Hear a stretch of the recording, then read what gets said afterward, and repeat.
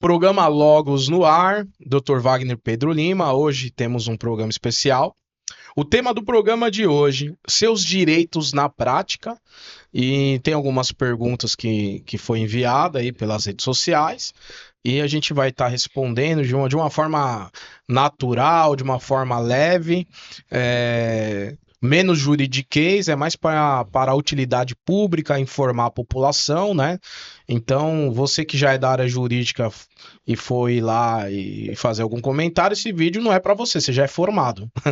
Esse vídeo é para o cidadão comum, né? Para ele ter uma ideia, uma noção geral de alguns direitos. E dentre as perguntas foram selecionados aqui variados temas, área de família, trabalhista, previdenciário, que é a coisa mais, eu costumo brincar, que é advocacia de periferia, né? A coisa do dia a dia que alcança a grande massa, a grande população, e vai estar me auxiliando aqui, me dando uma força, uma moral, o Fernando, que ele vai estar fazendo as perguntas aí, e a gente vai fazendo um bate-papo, e espero que seja útil, faça sentido para você. Se gostar, nos ajude a compartilhar, deixa os seus comentários e o seu like. Bora lá, vamos meter marcha. Fernando, quais perguntas temos aí? Dá um bom dia, para uma saudação para a galera aí, se apresenta. Depois deixa suas redes sociais também. Primeiramente, bom dia, Dr. Wagner.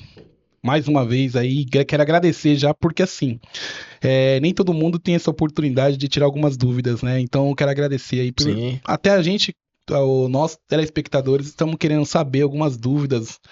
E qualquer dúvida também, estou aí também na rede social, Fernando Sica, C-I-K-A com 2A, esse é meu Instagram. É isso E aí. todas as redes sociais ao me encontrar. Legal. Fernando, ele mexe com essa parte aí de filmmaker, fotografia, filmagem, etc. E também edição de vídeo, enfim, Audiovisual. profissional de alto nível. Fernando, nos ajude aí. Que pergunta nós temos para o nosso público? Obrigado, doutor. Então vamos lá. Primeira pergunta, fala assim, doutor Wagner. Pensão alimentícia é realmente sempre 30% do salário? Boa, essa pergunta ela é boa. Isso é um mito, né? Não existe na legislação que isso é engessado, né? Isso é muito variável. E o que acontece? O julgador, o juiz, o magistrado, ele vai sempre ter na sua balança de pesos e medidas para analisar a situação, dois pontos, né? A necessidade de quem precisa receber essa pensão e a possibilidade de quem vai pagar essa pensão. Então, dito isso, eu já vi pensão ser fixada em 15%, 20%, 25%, 30%, 35%, já vi até 40%, tanto do salário, como de rendimento, como do salário mínimo. Tem isso também. Que aí fixou a porcentagem, aí o outro ponto mas essa porcentagem é fixada em quê? Aí vai analisar, pô, o cara é trabalhador autônomo, ou microempreendedor individual, pô, então essa porcentagem é sobre os recursos, o lucro que esse microempreendedor ele ofere no mês. Pô, o cara tá, sei lá, desempregado, vai ser fixado a porcentagem sobre o salário mínimo. O cara ele é seletista, CLT, né, registro em carteira. A porcentagem vai ser fixada sobre o salário. Inclusive, é muito comum a Secretaria da Vara do Fórum encaminhar um ofício ao empregador, né, que isso vai para os recursos humanos, e essa pensão é descontada em folha. Ou se o cara é um servidor público do Estado ou um servidor público da União, isso vai para o órgão pagador dele e também é descontado em folha. Então, assim, é mito. Cada caso ele é único, né?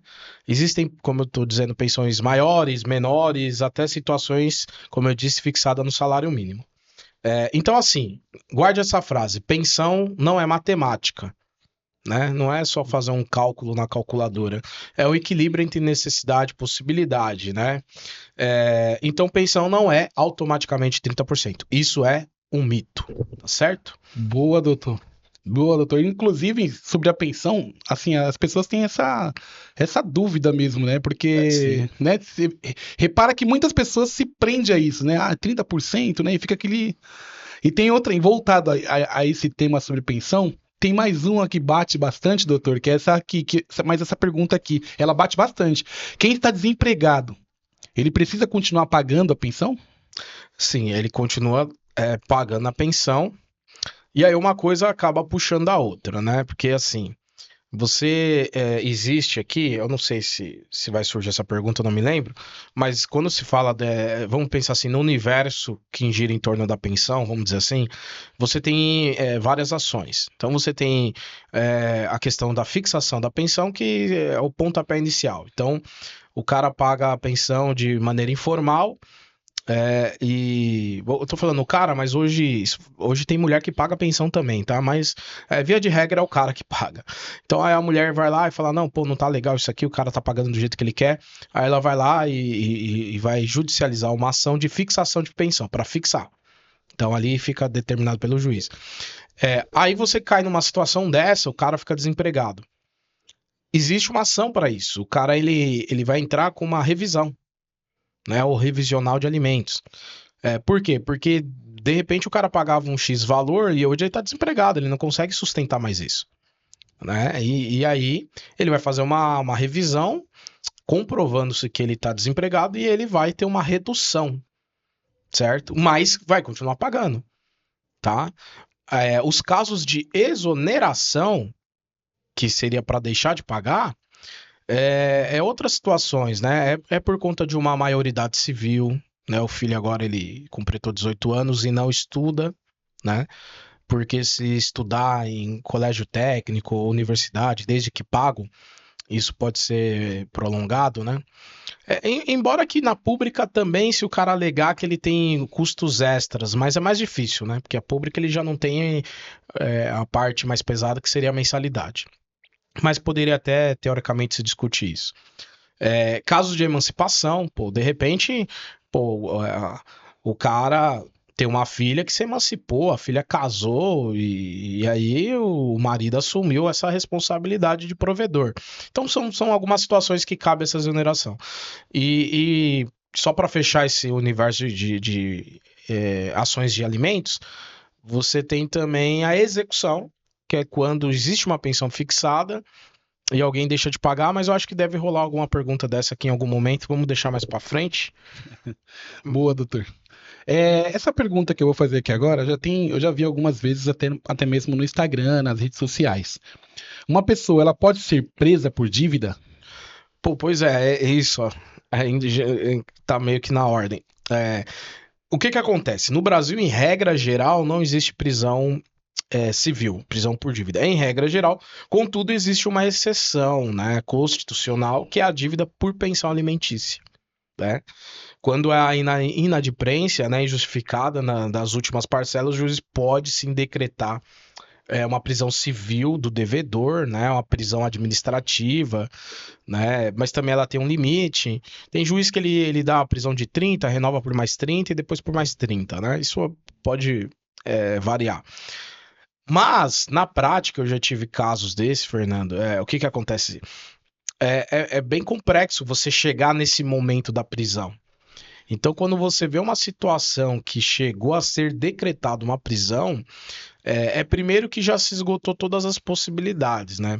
Que geralmente você ajuiza uma ação de execução de alimentos, no Código de Processo Civil você diz que pelo rito de penhora.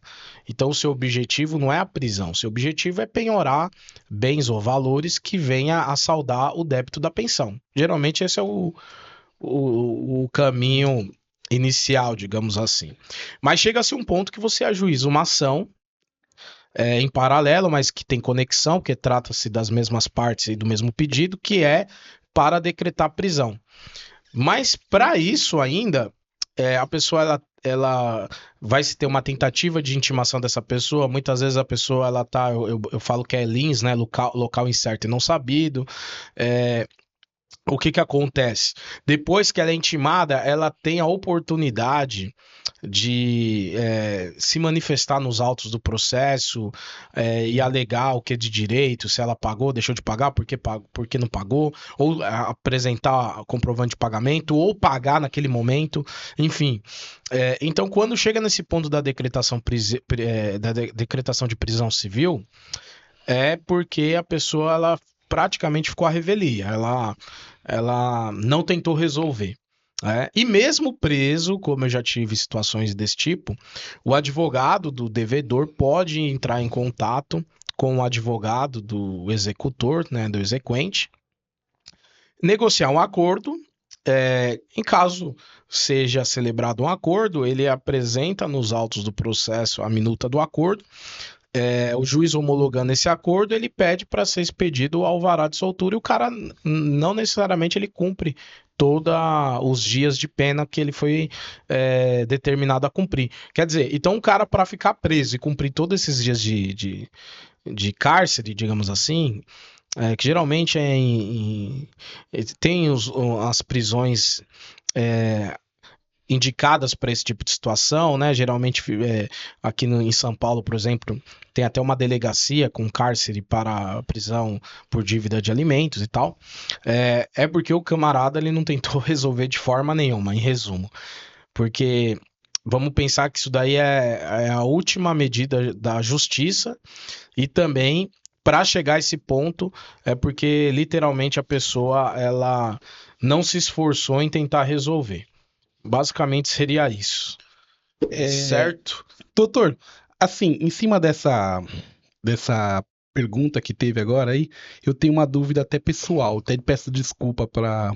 Pode introduzir. É uma dúvida. Se eu souber... Assim, porque assim, a gente que eu falo nós que talvez somos um pouco leigo, ignorante dessa situação, não estudado, por exemplo, falou sobre a dívida.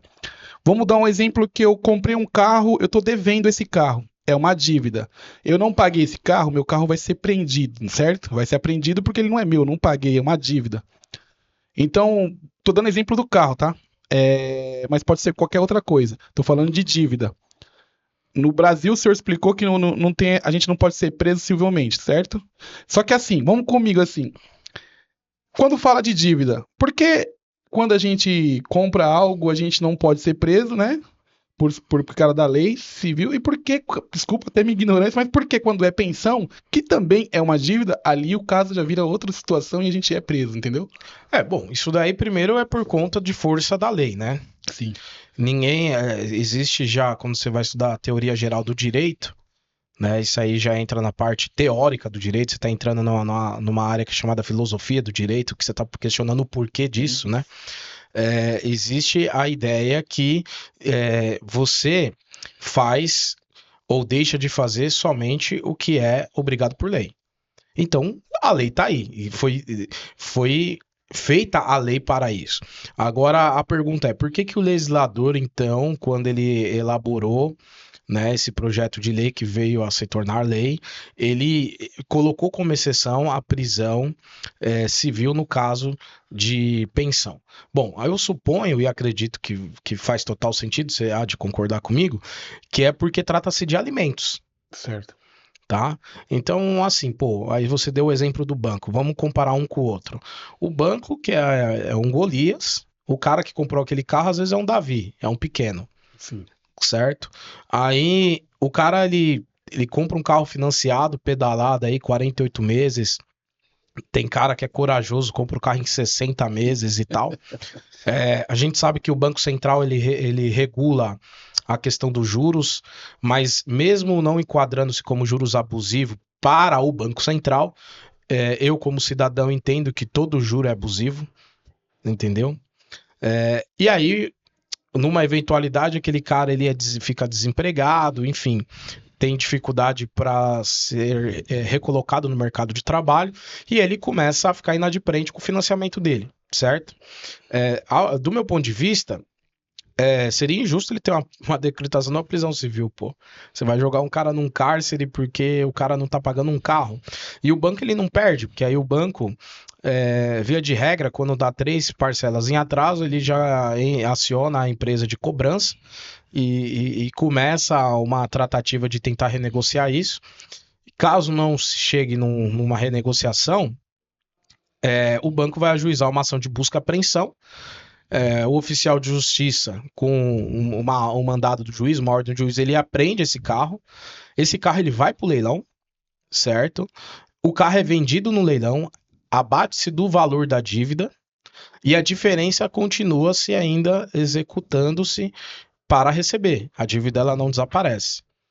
Então, meio que resolve a dor de cabeça do banco, entende?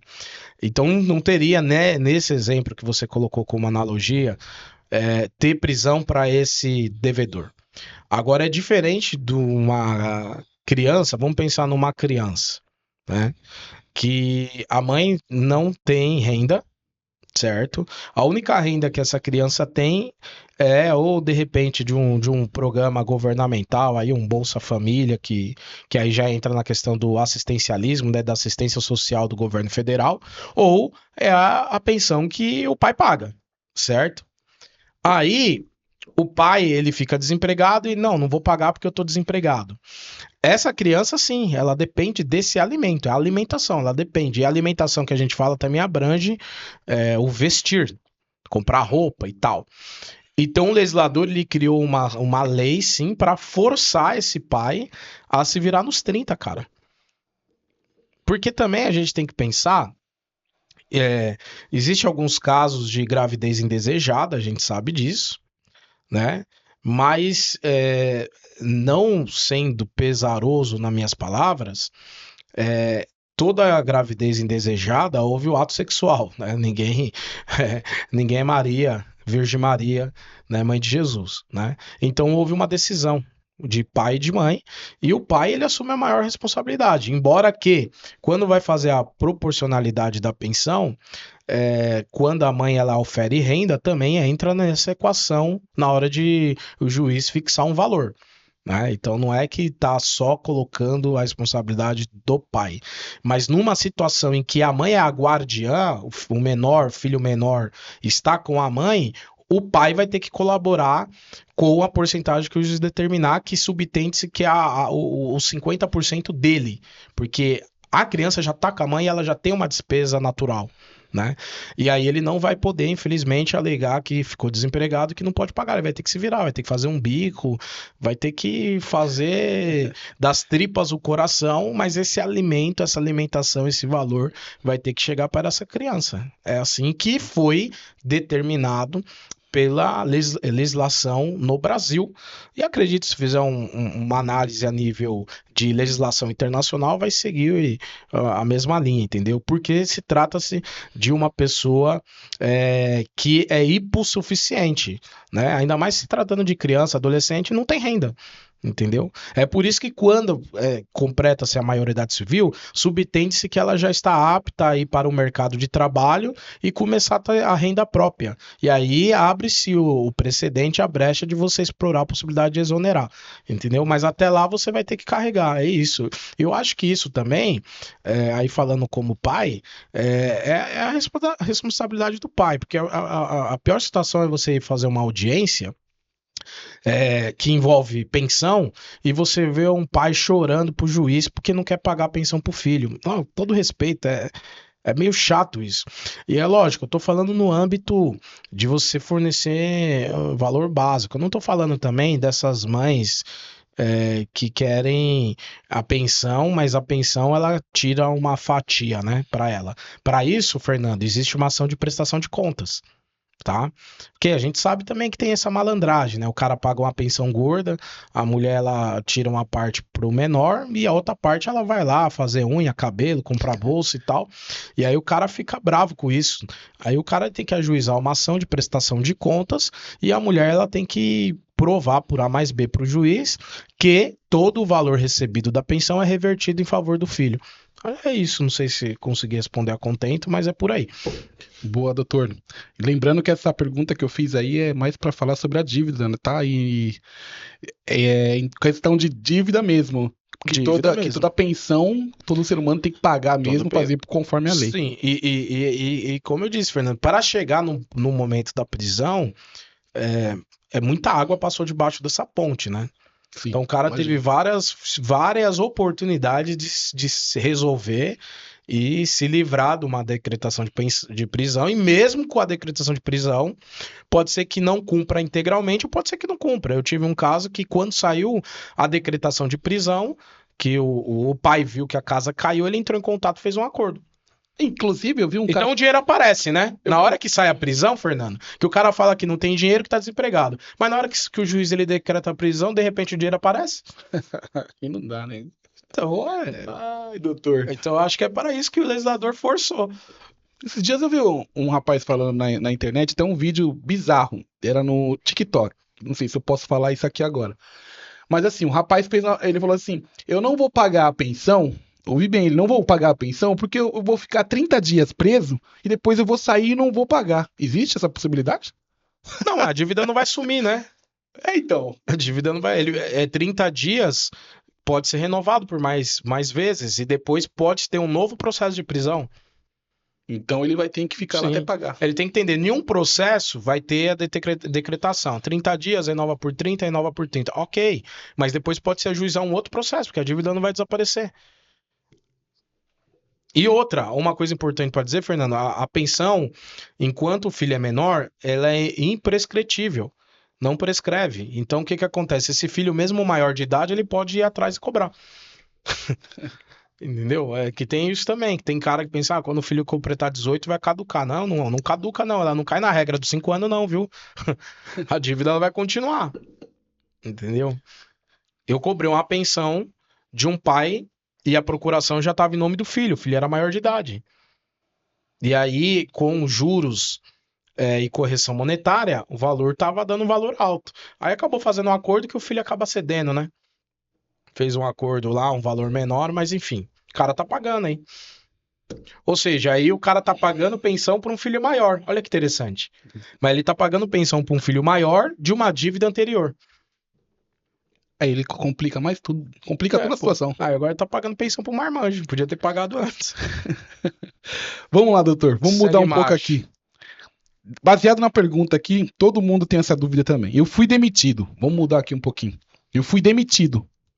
Quais são os direitos que preciso conferir imediatamente? Bom, essa pergunta ela é boa, né? O que que acontece? Primeiro você foi demitido, aí vai se analisar, por exemplo, se o aviso prévio vai ser trabalhado ou indenizado. Se for trabalhado, você vai trabalhar os dias e vai receber como saldo de salário. Você trabalhou. Se for dispensado e não for trabalhado, e for uma dispensa sem justa causa e partiu da empresa, essa demissão, a empresa vai indenizar o seu aviso prévio. Então, primeiro ponto. O aviso prévio, conforme a lei, né? Para cada ano trabalhado, você aumenta o aviso, tá? Aumenta os dias de aviso. Então, o aviso prévio é uma situação. Outra situação interessante que as pessoas me perguntam é da data do último dia de trabalho, a empresa ela tem 10 dias para pagar o termo de rescisão do contrato de trabalho. O que não se confunde com o momento em que vai ser homologado no sindicato para aqueles que estão sindicalizados e que já trabalham um determinado período para o seu empregador, né? Que nem todo trabalhador ele passa sindicato. Às vezes o cara trabalhou poucos meses, aí não tem necessidade de homologação do termo de rescisão do contrato de trabalho no sindicato. Aí esse TRCT, o que ele vai abranger? Como eu disse, nesse caso aí, se tiver o aviso prévio indenizado, vai estar o aviso. O saldo de salário. Por que o saldo de salário? Porque o cara trabalha, vamos pensar no mensalista, trabalha 30 dias e recebe salário. Mas ele foi mandado embora no meio do mês. Então, vai receber proporcional. Esse é o saldo de salário. Então, eu trabalho até o dia 15, ele vai receber 15/30, vai receber 15 dias de 30. Tá? Aí você tem que pensar no mês que o cara foi mandado embora. O cara foi mandado embora, sei lá, no mês de junho. Tá? Aí ele vai receber proporcional de férias. Vai receber proporcional de férias. Então, um ano tem 12 meses, mas ele está em junho, ele vai receber proporcional 6/12 avos de férias. Aí tem a questão de que tem situações que o cara é mandado embora e ele já tinha uma férias vencida. Aí vai receber férias. Tá? Então, esses são os direitos. Aí você tem também 13º, proporcional. né? Então, é isso, ó, é saldo de salário, aviso prévio, férias proporcionais acrescida de 1/3, né? 13º proporcional, e aí você tem a questão do fundo de garantia. Só que aí, o que que acontece? As pessoas confundem. Então, vamos pensar o seguinte, você tem conta qual banco? Eu tenho no Bradesco. Bradesco. Então, a sua rescisão cai na sua conta no Bradesco. Certo. O fundo de garantia é Caixa Econômica Federal, que as pessoas às vezes ficam meio perdidas. Às vezes ela pensa que o que está na Caixa Econômica é rescisão. Não, não é. O que está na Caixa Econômica é fundo de garantia por tempo de serviço. Aí lá, muitas empresas, o certo é aquele 8% do salário mensal ser todo mês, certo? Mas muitas empresas ela não faz todo mês, faz no momento da rescisão, né? Corre lá e, pô, peraí, vamos fazer o cálculo e aí deposita ali, entra como atrasado, obviamente, mas vai lá e deposita. E em cima dos depósitos você tem a multa de 40%. Cai tudo na conta da Caixa Econômica Federal. Então, a rescisão é acreditada na sua conta, e o da Fundo de Garantia por Tempo de Serviço é na conta vinculada ao trabalhador, né, na Caixa Econômica Federal, que a empresa disponibiliza chamado chave de conectividade, que essa pessoa vai até a agência com a carteira de trabalho, dado baixa, termo de rescisão, contrato de trabalho, documento de identidade civil, e da entrada, geralmente 5 dias úteis, a Caixa libera para você sacar, tá? E também dependendo do período que você ficou na empresa, a empresa tem que te fornecer um formulário SD, né, que é para você dar entrada no seguro-desemprego. Então, basicamente, seria isso. Então, muita gente perde dinheiro, o Fernando, porque assina a rescisão sem entender seus próprios direitos. Entendeu? Boa. E a rescisão é o acerto, tá? Então, se tiver coisa para descontar, também vai estar lá.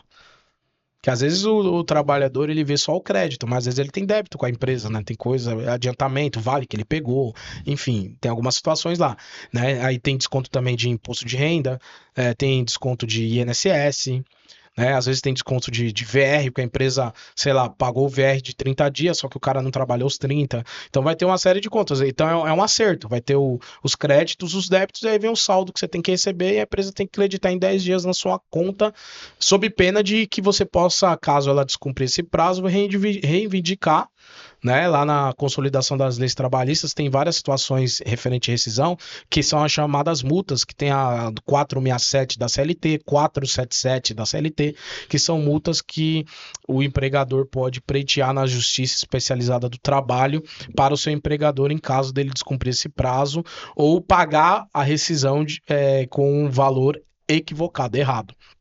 Basicamente isso.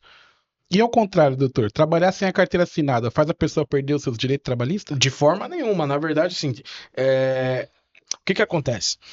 O cara ele trabalha sem registro, e aí a gente tem que entender que o trabalhador ele tem o prazo para registrar.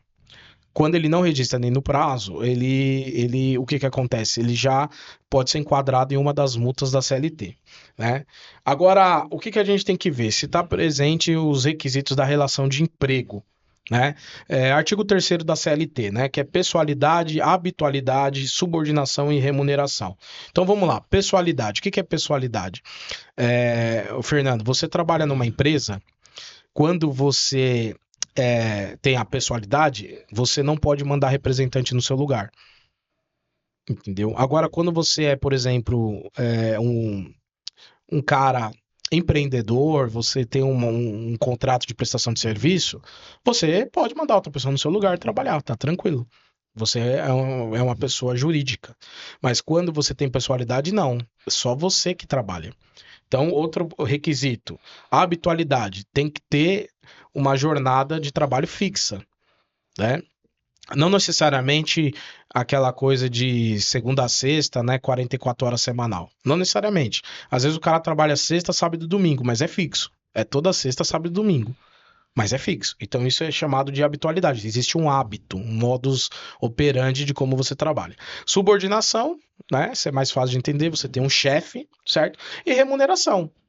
Né? E a remuneração pouco importa se é semanal, quinzenal, mensal, existe um salário fixo. Se você atende esses 4 requisitos, você se enquadra na condição de empregado. Se você se enquadra na condição de empregado e você não tem o registro na carteira e foi mandado embora e não recebeu, você vai ajuizar uma ação de reconhecimento de vínculo empregatício com pedido de cobrança de verbas rescisórias e com as provas que você tiver, tanto provas documentais como testemunhas, validando-se o seu direito na justiça, a empresa depois ela vai ter que fazer a assinatura da sua carteira de trabalho e previdência social, fazer os seus recolhimentos de fundo de garantia por tempo de serviço, fazer os recolhimentos de INSS, junto ao Instituto Nacional de Seguridade Social e ainda pagar as suas verbas rescisórias, que é os direitos que a gente acabou de falar, que é saldo de salário, aviso prévio, férias proporcionais,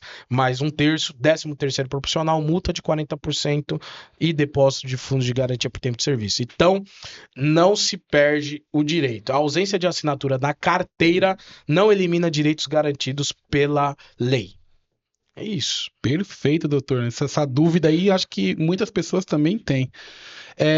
O INSS, ele negou o meu benefício. Significa que eu perdi definitivamente? Não. O que acontece? Tem muitos benefícios que o INSS ele concede, não vamos explorar todos aqui, mas vamos pegar um para exemplificar. Vamos supor que você deu entrada num benefício de auxílio-doença, certo? E aí, quando se fala porque o que você tem no INSS? Você tem aposentadorias, você tem auxílios, você tem benefícios e você tem pensões. São 4 categorias diferentes, certo? Vamos pensar aqui em benefícios. Você também tem que ter no INSS 2 coisas: qualidade de segurado e carência. Então, para cada direito que você vai pleitear no INSS, isso também será analisado. Aí só para a gente entender, o que é qualidade de segurado? Você está ativo, porque o INSS ele funciona como um seguro. Então pensa no seguro do seu carro. Você faz o seguro por 1 ano e você recebe uma apólice, uma carteira, lá, sei lá, exemplo, Porto Seguro.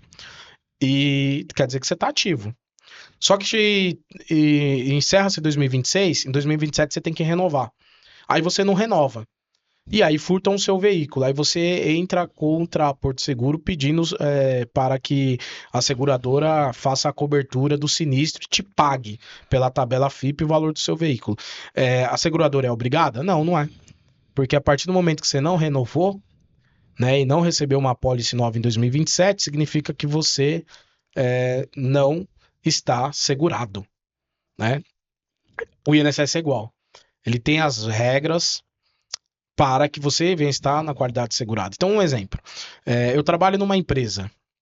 Automaticamente vem descontado no Olerite o INSS e isso é repassado para o INSS. Então, eu estou ativo. Estou com a qualidade segurada. Mas aí, pegando o exemplo trabalhista, eu sou mandado embora. Certo? Eu sou mandado embora. Eu ganho um período de graça de 12 meses da data que fui mandado embora. Então, em 12 meses eu continuo na qualidade segurada, mesmo não estando contribuindo. Depois desse 13º mês, se eu não me recolocar no mercado de trabalho, eu tenho que ver qual que é o código que mais vai adequar à minha condição naquele momento e começar a recolher o INSS com os carnês. Né? Ou hoje o pessoal acessa pelo site e imprime a guia, né? E faz o pagamento na lotérica, certo? Se eu não fizer isso, eu perco a qualidade segurada. E aí tem muita gente que quer entrar com o requerimento de benefício e não tem mais a qualidade segurada. Vai perder a ação. Independentemente do quanto você já contribuiu para o sistema. Porque muitas pessoas me procuram, mas o cara já contribuiu 15 anos, contribuiu 20 anos, ok. Mas você perdeu a qualidade segurada porque você não contribuiu nos últimos 12 meses. Então isso é importante. O outro requisito é a carência. Que tudo na vida tem carência. Então vamos fazer uma outra analogia. Vamos pensar num seguro de saúde. Eu contratei um seguro de saúde. Eu contratei o seguro de saúde hoje. Daqui 15 dias eu passo no médico e eu já quero fazer um determinado procedimento cirúrgico. Dependendo do procedimento cirúrgico, sei lá, eu quero fazer uma bariátrica, né, meramente estético, um exemplo. A seguradora vai recusar. certo? A seguradora de saúde. Que ela vai falar, pô, você não tem carência. Você acabou de entrar no sistema e você já quer lesar a gente, já quer fazer um procedimento caro. Então você tem que ter tanto tempo de carência para depois você pleitear esse tipo de benefício. O INSS é igual. Então, por exemplo, o cara às vezes o cara tem 6 meses de contribuição no INSS e quer solicitar um auxílio doença. Ele não tem carência. Então ele tem que ter 12 meses. Né? Vamos pensar aí, a partir de 12 meses começa você ter algumas garantias pelo INSS. Então, essas duas situações, qualidade de segurado e carência. Mas vamos lá, vamos continuar o raciocínio. Vamos supor que você tem os dois, qualidade de segurado e carência, você entrou com o auxílio doença, pedido de auxílio, requerimento de auxílio doença, com o seu laudo médico, e aí é marcado uma perícia. Dependendo se o afastamento for, sei lá, dependendo do período do afastamento, é marcada essa perícia. Tá? Recentemente o INSS estava com umas regras aí que se for um período menor não precisa de perícia, mas vamos pensar na regra geral. Aí o perito ele te avalia e por conta de uma opinião particular dele, médica, ele fala, não, você está apto, você não está inapto.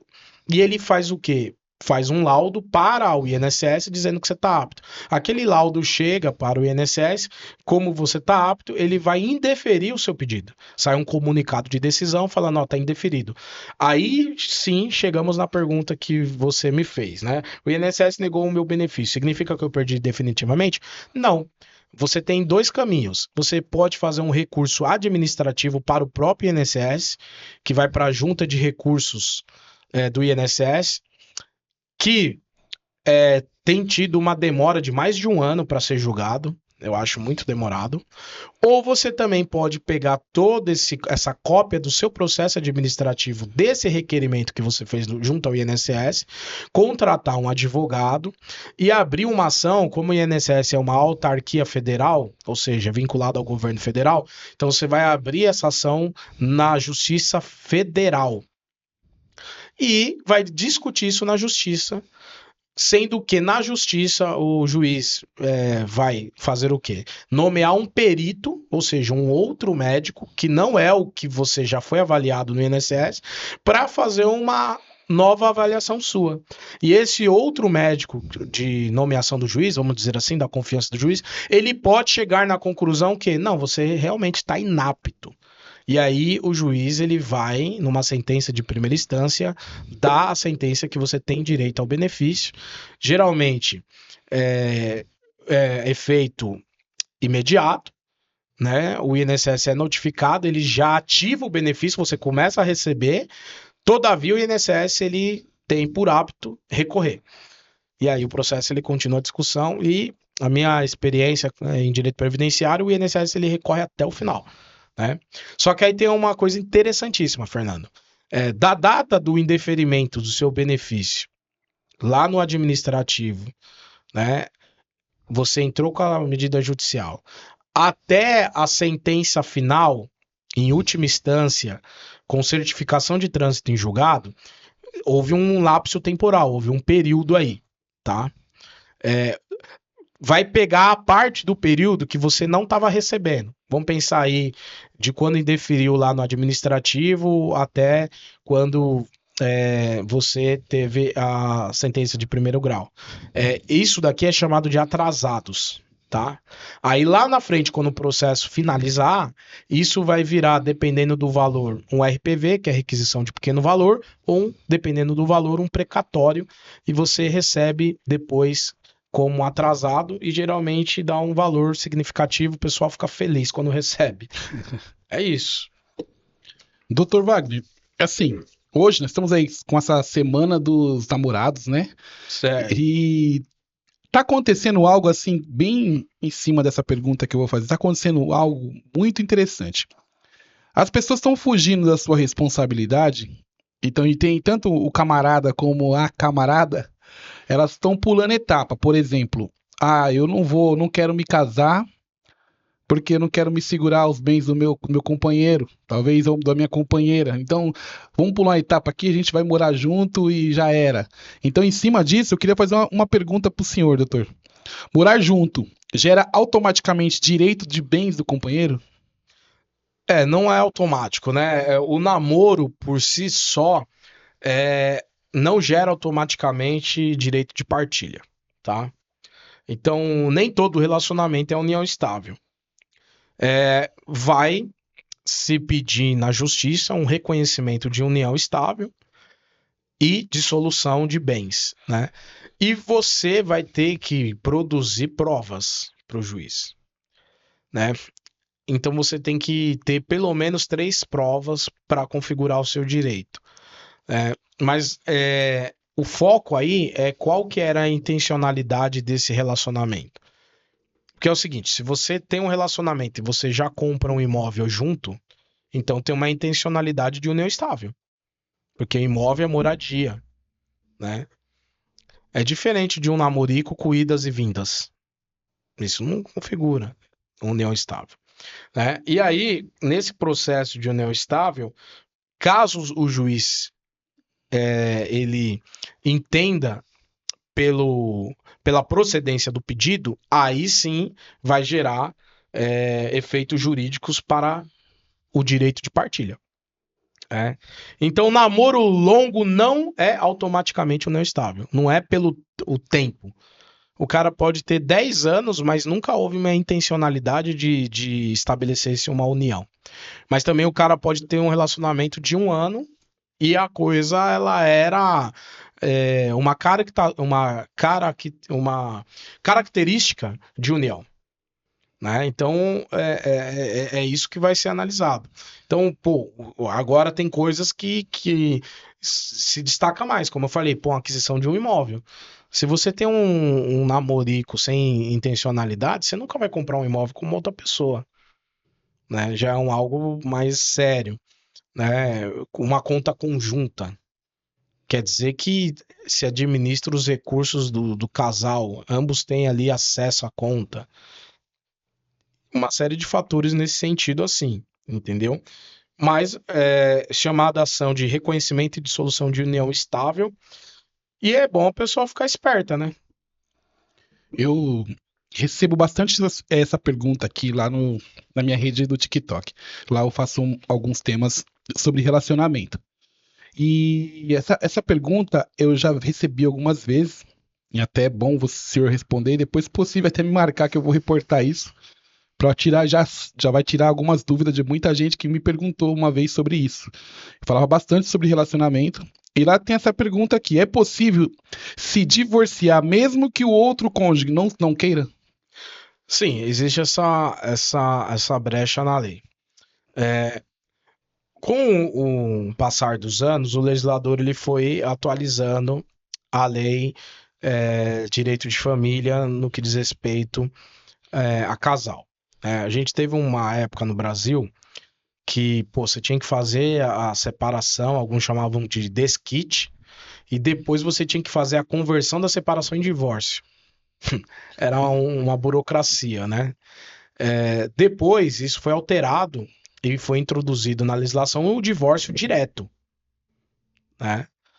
Outra mudança que foi um avanço também é que se fazia tudo judicial e aí também se abriu, né, um provimento para se fazer divórcio em cartório. Isso também abriu mais um leque ainda.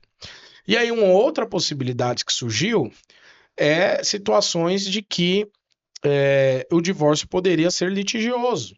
Porque, pô, o cara casa com a mulher e aí depois o cara vai pro Nordeste, fica em local incerto e não sabido. Já tem anos isso daí, e aí, como é que fica essa mulher? Tá? Então, o que que acontece? O divórcio ele é um direito da pessoa, né? Não é um direito do casal, é um direito da pessoa, homem ou mulher. Isso significa que basta a vontade de um dos cônjuges para que o casamento seja dissolvido. Evidentemente que aí você vai abrir uma ação que é chamada de divórcio litigioso. E aí ele tem uma tendência a ser mais demorado. Principalmente se você não sabe aonde encaminhar a intimação, né?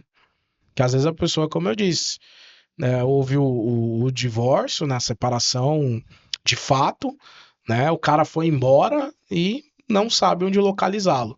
Mas mesmo assim, Em algum momento desse processo vai ser feita a citação por meio de edital e vai sair a sentença.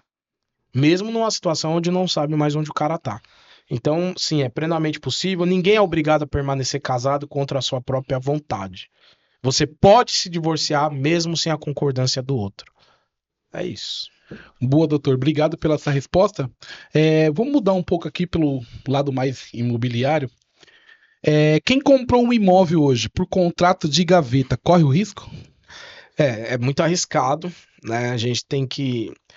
Primeiro é o seguinte: o contrato de gaveta, né, chamado contrato de venda e compra, é sempre importante ser elaborado por um advogado. As pessoas elas estão pegando modelo no Google, outras pessoas estão usando inteligência artificial, e cada caso é um caso, o Fernando, porque o que acontece? Você tem que ver que no contrato você tem que colocar a descrição correta do imóvel. No contrato você tem que colocar se foi feita pesquisas e foi feito levantamento de certidões imobiliárias. No contrato tem que ver se você fez pesquisa sobre a certidão registral do imóvel, ou seja, esse imóvel tem registro? Sim. Esse registro é de uma área maior? Esse registro é do lote individualizado? São uma série de questões que você tem que colocar nesse contrato de gaveta, a fim de você colocar alguma cláusula em que vai te viabilizar lá na frente a regularização. Porque quando você compra um imóvel de gaveta, significa que você está adquirindo um imóvel irregular. Outra coisa importante para mencionar, um imóvel que não tem matrícula aberta, junto ao cartório de registro de imóveis, é um imóvel que ele já tem, obviamente, uma desvalorização imobiliária, certo? Então, outra coisa que você tem que analisar. Mas qual que é o grande risco? Né? Embora o contrato demonstre essa negociação de boa-fé, ele não transfere a propriedade perante terceiro. Né? Então, assim, Fernando, eu te vendo um imóvel num contrato de gaveta. O contrato, né, existe um adágio latino, né, que fala pacta sunt servanda, né, ele torna-se um pacto entre as partes. Esse contrato, esse instrumento é um instrumento particular entre as partes. Então esse contrato ele tem validade entre eu e você. Só que ele não obriga o cartório. Entendeu? Então você está comprando um imóvel de mim, mas dependendo da situação pode ser necessário regularizar o imóvel por escritura ou até mesmo por uso capião. Entendeu? Porque assim, tá transferindo entre eu e você, mas não no cartório. Vou pegar o exemplo do carro. Vamos lá. É mais fácil para a galera entender. Se você for comprar meu carro e o carro tiver no meu nome, o que a gente vai fazer? A gente vai no cartório de notas, vai fazer uma assinatura por autenticidade. Você vai assinar, né? O pessoal chamava de DUT, né? Documento Único de Transferência. Agora virou o DPTV, né? Documento de Propriedade e Transferência de Veículo. Você vai pegar isso daí, vai assinar, reconhecer firma, né? E o despachante vai encaminhar essa documentação junto ao Detran. E aí, via sistema, no Detran, sai do meu nome e passa para o seu. Inclusive, o Código de Trânsito Brasileiro coloca o prazo, se eu não me engano, 30 dias para isso, certo? Agora, mesma situação. Vamos supor que você vai comprar o carro de mim, só que esse carro eu não passei pro meu nome ainda, certo? Eu vou fazer um contrato que o carro tá na minha posse, eu tô vendendo esse carro para você, Fernando. Só que o Detran vai transferir para você? Não vai. A mesma questão é o contrato de gaveta em relação ao imóvel. Eu te vendo um imóvel no contrato de gaveta, mas lá no cartório tá no nome de outra pessoa. Esse é o risco. E aí, existe a possibilidade de regularizar por meio de uso capião? Existe. Inclusive, a gente tem até um vídeo que a gente aprofunda sobre essa ideia do uso capião. Só que já para adiantar e fechar essa pergunta, nem todo imóvel consegue ser regularizado por uso capião. Então, esse é o maior perigo. Já pensou você comprar um imóvel no contrato de gaveta e depois você não conseguir regularizar? Então esse é o maior perigo. Por isso que vale a pena, mesmo se você for partir para essa ideia de fazer um contrato de gaveta, contratar um advogado, porque ele já pode fazer essa análise para você. E aí, dependendo da situação, você fala, não, é melhor eu não dar continuidade nessa negociação. Boa. É isso. Doutor, só mais essa pergunta Aí, aqui. só para fechar, Fernandão, Boa. é uma frase que eu anotei para você, espectador. Quem não regulariza o imóvel, compra tranquilidade temporária e dor de cabeça futura, né? Contrato de gaveta não te torna proprietário perante a lei. Fique esperto. Boa, forte essa palavra, hein, doutor? Fique esperto. Repete pra nós aí, doutor, ficou muito bom essa palavra, hein? Quem não regulariza o imóvel, compra tranquilidade temporária. Mas você vai ter dor de cabeça futura. Contrato de gaveta não torna você proprietário perante a lei. Boa, ótima. Então, acho que isso resume a pergunta. Ótima. Doutor, vamos aqui fazer essa última pergunta aqui. Qual é o maior erro que as pessoas cometem quando tem um problema jurídico? Boa, para fechar com chave de ouro. Fernando, eu analiso o seguinte: o advogado, ele não é só ostensivo ou litigioso, né? Ou contencioso. Ele não é só o cara que abre as demandas, né? Que faz os pedidos, as petições. O advogado, sobretudo, ele é preventivo, cara. Entendeu? O maior erro das pessoas é esperar demais para procurar orientação especializada. Muitas pessoas buscam ajuda quando a situação já se agravou. Perdendo prova, perdendo prazo, perdendo oportunidade de resolver a situação de uma forma mais célere, mais rápida, mais simples. Então, tem um ditado no meio jurídico que diz que o direito não socorre os que dormem. Por quanta gente que tá dormindo, cara. E o preventivo, como é bom, cara. A gente fez um trabalho preventivo numa empresa, a empregadora, né? Um dos funcionários dela, de forma anônima, foi na convenção coletiva de trabalho e fez uma denúncia. Aí a convenção coletiva de trabalho intimou ela para prestar esclarecimentos. Porque olha que interessante, a convenção coletiva de trabalho pode encaminhar um ofício para o Ministério Público do Trabalho, o Ministério Público do Trabalho pode montar uma comissão, enviar um procurador do trabalho e fazer uma fiscalização na sua empresa e dependendo do que encontrar lá, vai fazer uma autuação e vai aplicar multas pesadas. E aí, ela me chamou porque ela foi notificada. Fizemos uma resposta à acusação, ela apresentou na reunião que ela teve na Convenção Coletiva de Trabalho, mas depois fechamos um serviço de levarmos um técnico de segurança do trabalho no local da empresa para ver a questão das adequações do local. E lá saiu um laudo com milhares de adequações que ela tinha que fazer. Só que isso é preventivo, porque ela fazendo essas adequações hoje, amanhã, Fernando, se chegar uma fiscalização no local, ela já não vai ser autuada e ela vai evitar de tomar uma série de multas. Um exemplo que eu estou dando no âmbito trabalhista, mas que cabe a qualquer situação. Cabe, por exemplo, acabamos de falar no ramo imobiliário. O cara está numa negociação para comprar um imóvel num contrato de gaveta. Não é só contratar o advogado para fazer um contrato, porque a pessoa fala, mas se tem modelo no Google, isso é pensar pequeno. É o advogado fazer o contrato e já fazer a análise para ver se você está comprando um bom imóvel que futuramente você consiga regularizar. É mais ou menos guardado as devidas proporções. É o cara que ele vai comprar um carro, mas ele tem a cautela de levar o mecânico dele para ver se o carro ele tem condições de uso. Olha só a importância do advogado. Então, para fechar, Fernando, no direito, o tempo pode ser tão importante quanto o próprio direito. Porque tem questões de prazo também. Vamos pensar na questão trabalhista. O cara ele é mandado embora, ele tem, por exemplo, 2 anos para ajuizar a ação. Se ele não ajuizar a ação em 2 anos, ele perdeu o direito. Vamos a um outro exemplo? O cara ele foi exonerado do funcionalismo público. Ele tem prazo para recorrer 10 anos.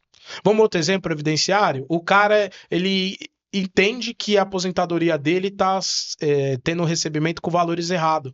Ele tem 10 anos para acionar a previdência. Né? O cara ele tem uma dívida civil, confissão de dívida. Ele tem 5 anos para executar. Depósito de fundos de garantia. Antigamente era 30 anos, não é mais 30 anos, é 5. O cara tem 5 anos para cobrar os depósitos se tiver faltando depósito. Tudo tem prazo na lei. E aí o cara vai dormindo, ele perde o prazo. Entendeu? Quem procura orientação cedo, Fernando, evita prejuízos muito maiores depois. Quem contrata advogado para fazer o preventivo faz melhores negócios. Eu acho um absurdo uma empresa que não quer pagar um advogado mensal.